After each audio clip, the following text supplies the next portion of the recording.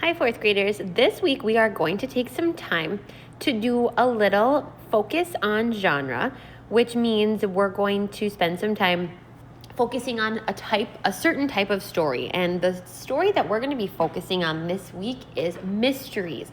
So I think that in your classes this week, you guys are going to read a couple mystery stories out of our hardcover reading book, and then we're all going to read a Boxcar Children book as well, because if you are familiar with the Boxcar Children books at all, those are mysteries, and the Boxcar Children work to solve mysteries. So we're going to take some time this week and do some focus on mysteries. So we are on page 136 and 137 in your hardcover reading book. And on page 137, it says, "Here's a puzzle to solve. What kind of writing is full of suspense, contains a crime, a detective who's trying to figure it out, clues to point the way, suspects who might have done it, and finally the solution?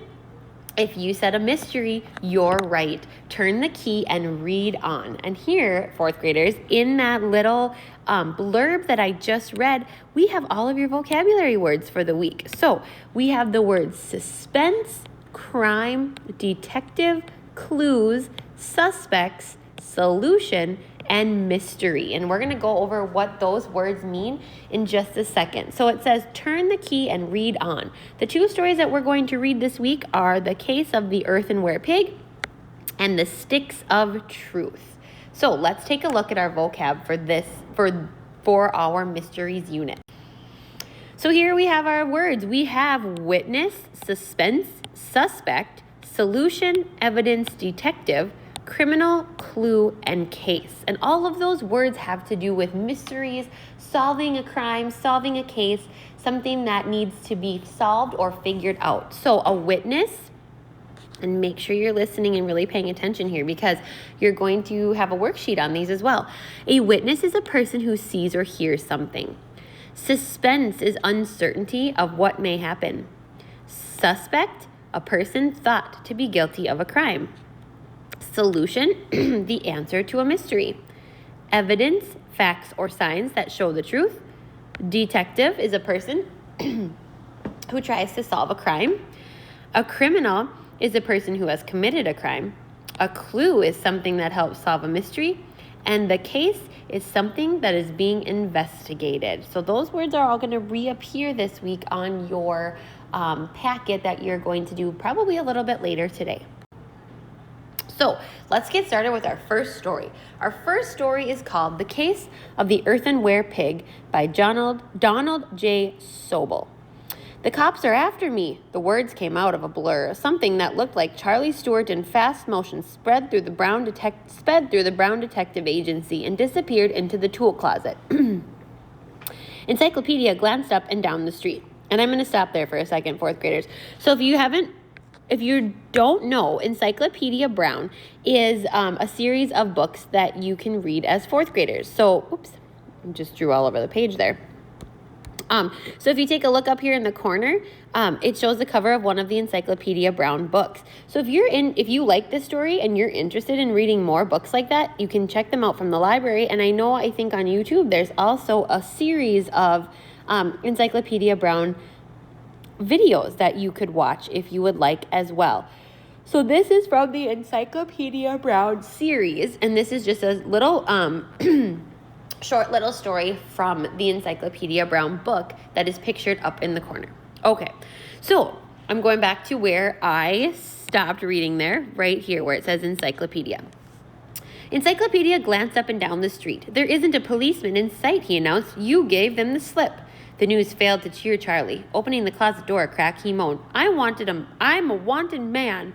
"Wanted for what?" asked Encyclopedia. "How should I know?" said Charlie. 5 minutes ago I was walking down Locust Street. I came to the outdoor telephone booth at the corner of Locust and Beach, and there stood Bugs Meany and Officer Carlson. Bugs pointed at me and hollered, 'Arrest that kid.' I got scared and ran." Charlie tiptoed out of the tool closet. "I think he has something to do with my tooth collection," he said. Charlie's tooth collection was the pride of Idaville. No boy anywhere in the state had collected more interesting uppers and lowers than Charlie. He kept them in a floured cookie jar. "Bugs owns an earthenware teapot shaped like a pig," Charlie continued thoughtfully. "He wanted to trade it for my tooth collection. I don't drink tea, so I told him no soap. What could Bugs want with your tooth collection? Asked Encyclopedia. Bugs was going to string his teeth behind the tiger clubhouse, answered Charlie. If anybody tried to sneak up on the clubhouse from the rear, he'd trip over the string. The string would shake, and the teeth would start chattering and warn the tigers. Wow, dental detectors, exclaimed Encyclopedia. Pretty neat. I have to hand it to Bugs. Encyclopedia's voice trailed off. A police car had pulled into the brown driveway. Bugs Meanie hopped out, followed by Officer Carlson. I told you we'd find that little thief here, said Snag Bugs. I always knew this detective business was just a cover for a den of crooks. Officer Carlson motioned to Bugs to be quiet. Then he said to Charlie, Why were you walking on Locust Street about 5 minutes ago? I got a telephone call to come here, replied Charlie.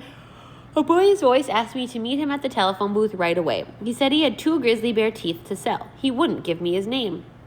Yeah, jeered Bugs. You were on your way to buy grizzly bear teeth. So how come the second you saw Officer Carlson, you made like a drum and beat it?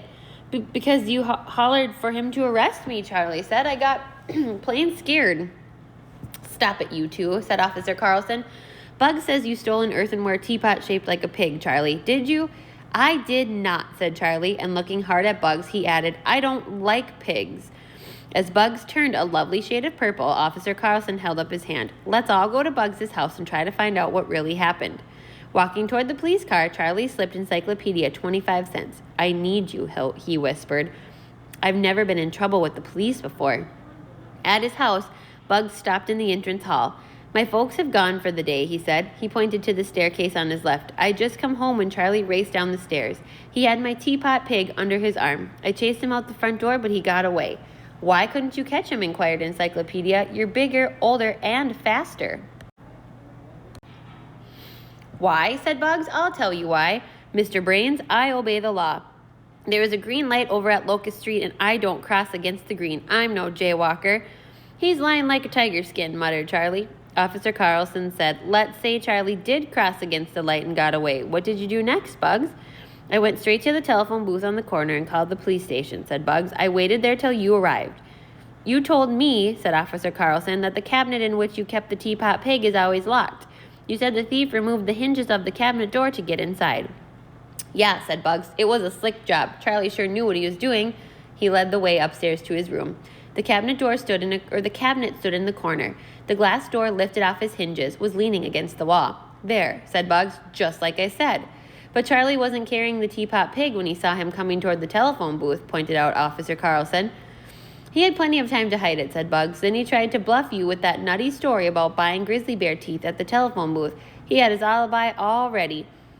Officer Carlson regarded Charlie sternly. I better call your parents, he said. Aw, I don't want him sent to prison or nothing, said Bugs. I'm the kind that's always ready to forgive and forget. Charlie's been after me for weeks to swap my teapot pig for his tooth collection. I'll tell you what, if he's so crazy for my teapot, he can keep it. I'll take this crumbly old tooth collection in trade. You won't take anything of Charlie's, said Encyclopedia. He never stole your teapot pig.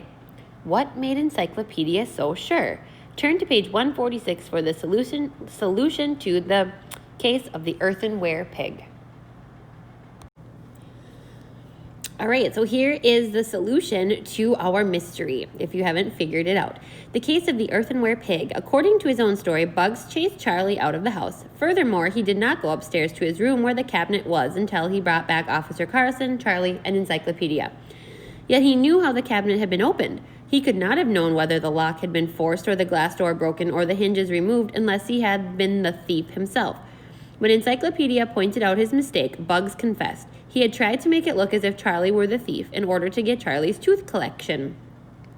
The tiger leader admitted he had been the boy who had lured Charlie to the telephone booth with the offer of selling him grizzly bear teeth. He had wanted Charlie to tell a story so unbelievable that Officer Carlson would think Charlie was guilty. Mystery solved. Let's go on to our next story. Our next story is called The Sticks of Truth, retold by George Shannon. And this is from a larger book called Stories to Solve. Long ago in India, judges traveled from village to village. One day, a judge stopped at an inn to rest, but the innkeeper was very upset. Someone had just that day stolen his daughter's gold ring. The judge told him not to worry and had all the guests gather so that he could question them. When he could not figure out from their answers who the thief was, the judge decided to use some old magic. He told them all he was going to have to use the sticks of truth. These are magic sticks, he explained, that will catch the thief.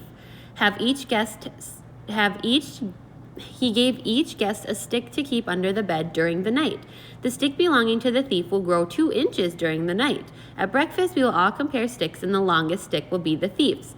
The next morning, the judge had all the guests come by his table and hold their sticks up next to his to see if they had grown. But one after another, all were the same. None of them had grown any longer. Then suddenly the judge called, "This is the thief. Her stick is shorter than all the rest."